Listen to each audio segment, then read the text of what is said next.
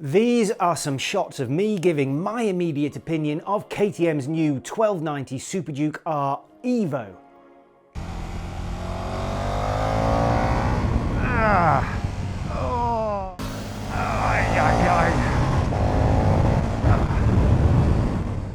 Not very insightful comments, are they? In fact, there aren't any comments, just the occasional grunt. And that definitely wasn't the plan. The plan, such as it was, had been to try and record some thoughts on my trip back from picking the bike up from KTM France in Lyon, because the trip home is about 220 k's, 80% of which is made up of some awesome mountain roads. So sometimes it's worth just letting the onboard cameras roll and seeing what pearls of wisdom and first impressions that the first ever ride on a bike might reveal. As you heard though, no wisdom was forthcoming. Just what sounded like a hungry pig snorting his way through the undergrowth, which is apparently what happens when I get carried away with the wonderful, predictable and yet still mind-blowingly exhilarating performance I was experiencing on that ride.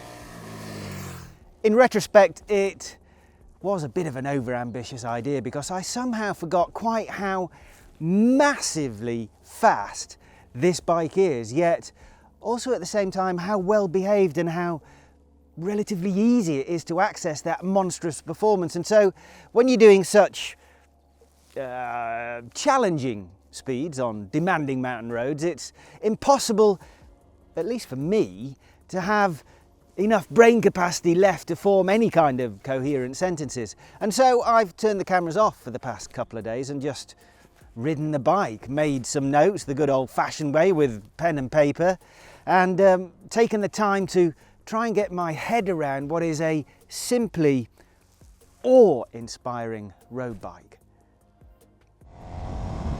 Having said that, it's also such a capable sporting machine that you can quite happily take it to a track day and enjoy yourself exploring your own limits and the bikes.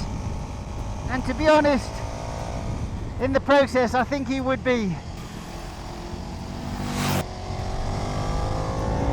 leaving plenty of full-on race replicas choking on your fumes. This is the new Evo version of KTM's beast, a refinement of the third generation of the Super Duke R that appeared in 2020. I rode it back then and was suitably impressed by how much this third generation had moved the game on for the Super Duke.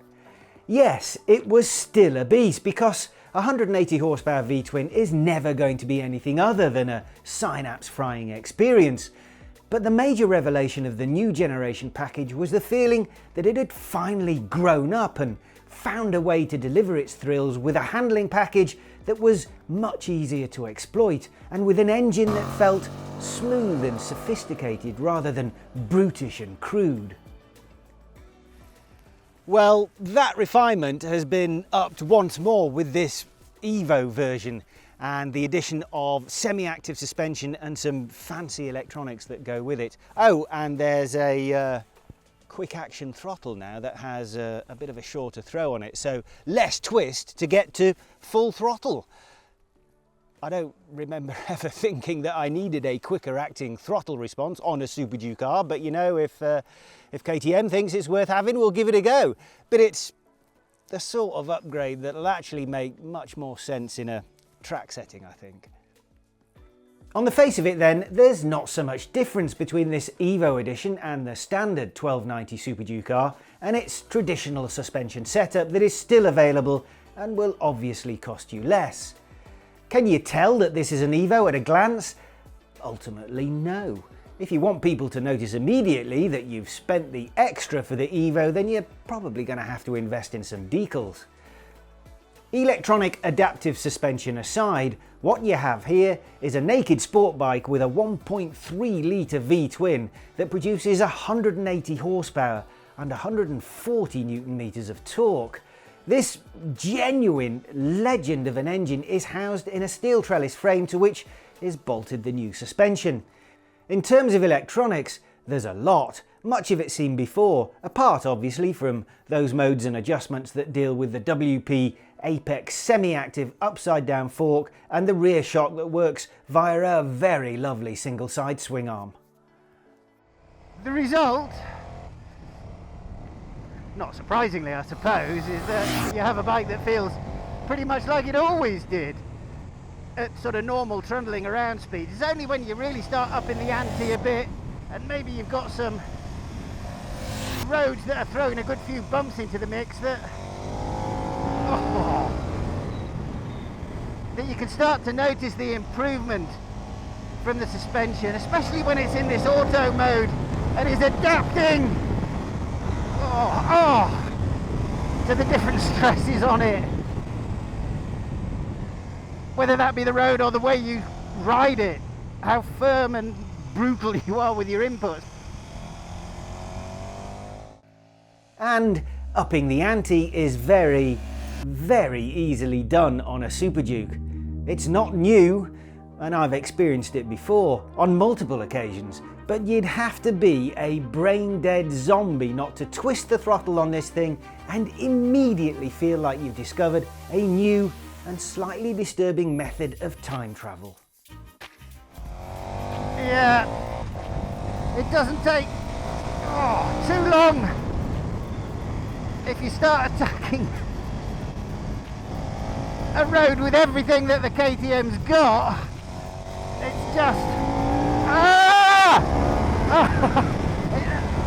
it's too much. It makes your brain want to melt, basically.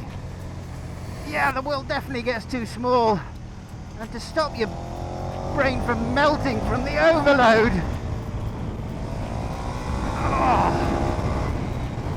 the only thing you can do is to listen to your brains begging for mercy and answer that call for mercy and just roll out of it. Take a bit of a breather, let everything calm down a bit and try and reset your perceptions of what is reality.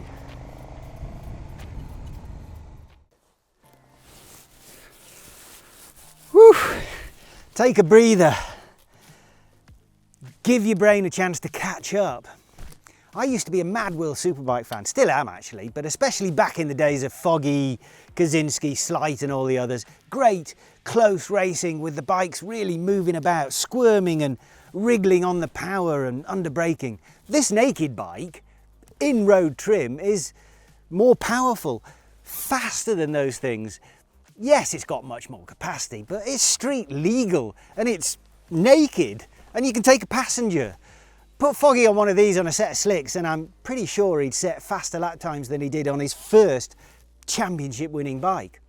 Basically, it's a scary, borderline insane amount of performance, and yet when it isn't busy melting your brain, it's actually a completely docile, easy bike that a complete novice could ride and not be intimidated by in any way. This engine performance is undoubtedly awe-inspiring, but it's exactly what was available the last time I tested it 2 years ago. What we need to understand is whether the addition of semi-active suspension to make it an Evo has improved its handling enough to justify the increased asking price. And that increase is at least €2,415 or about 42,000 Rand on the base Super Duke price of 308,000 Rand, rounding it up, in case you can't be bothered to do the maths, to 350,000 Rand. 42,000 Rand seems rather a lot for some suspension with electricity in it, especially when the standard bike is already so very, very good. You want to know, is it worth the extra money? And my answer is, surprisingly to me, a very definite yes. If you've got the money, use it, pay the extra, no question about it. And now, I suppose you want me to justify that recommendation. Well, let me first just say that before I rode it, I'd sort of thought it would be good, but the standard suspension is already so capable that it's really probably just an unnecessary poser's extra, more useful for some bragging down the pub. I couldn't actually have been more wrong. I think the adaptive nature of the suspension, and its auto setting in particular, add a serious extra layer of sophistication to the suspension that's difficult to describe but feels wonderful. But I will just add at this point that you'll want to spend another €250, I think it is, to get the Suspension Pro package, which increases the range of modes and significantly increases the cleverness of the system. On the standard Evo, you get Sport, Street and Comfort settings, and they take control of the damping in exactly the kind of way that you'd expect. You also get to be able to adjust the preload setting on the rear shock through a 20mm range of adjustment, and you can choose from any one of 10 of those settings, so every couple of millimeters, and that does change the attitude of the bike quite significantly. With the Suspension Pro mode paid for and unlocked, you now have advanced and auto settings that permit a more detailed level of adjustability, including for the preload, where 3 base settings, low, standard and high, that raise or lower the rear end accordingly, change the stance of the bike in the process. It's the auto setting for the damping though that really blows my mind. It's like you've got some invisible suspension technician here on the pillion seat with you, and he's just riding along and making the adjustments that you need based on how hard you're riding the bike and what sort of road you're on.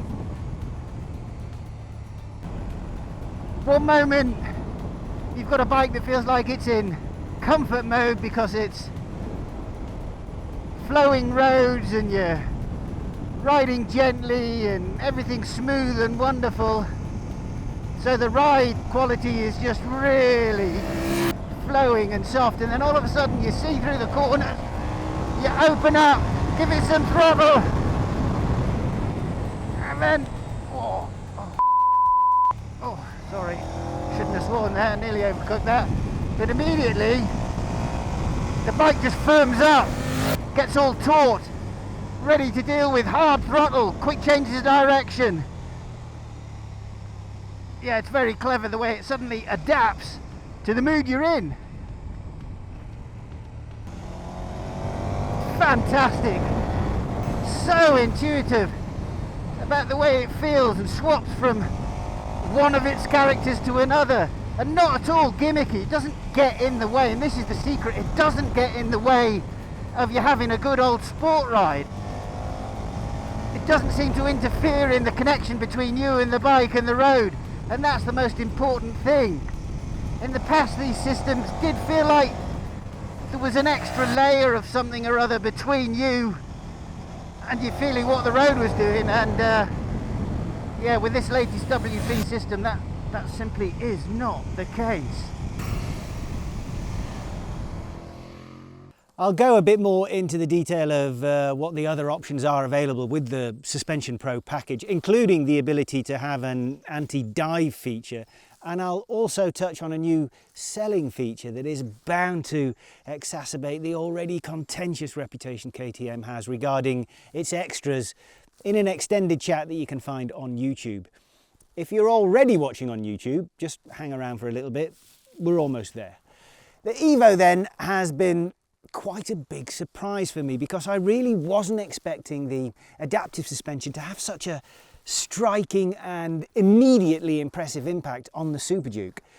An already stunningly good sport bike has been made even more desirable and capable and involving and rewarding and all those good words that describe some kind of closer connection between the rider and the machine. Yes, it's more expensive, and yes, the standardly suspended bike is still very, very good. And they share the same joyous engine and brakes and wheels and frame and ergonomics, but the addition of some electricity and sensors and a generous dollop of WP magic to the suspension has elevated what was already a bucket list kind of naked sport bike to new heights. I'm listening to myself and I sound like I've joined a cult or something, like I've been brainwashed, but admittedly I was already a massive fan of the Super Duke, so I suppose I was predisposed to liking this update, but still, it's mega. It really is. And that's where I'm going to leave it, with the highly intelligent road tester's comment that it's mega. And we'll go for an ad break, but don't forget to join us on YouTube, where there's some more detail to discuss, including the way KTM will be going about selling all its optional extras in the future.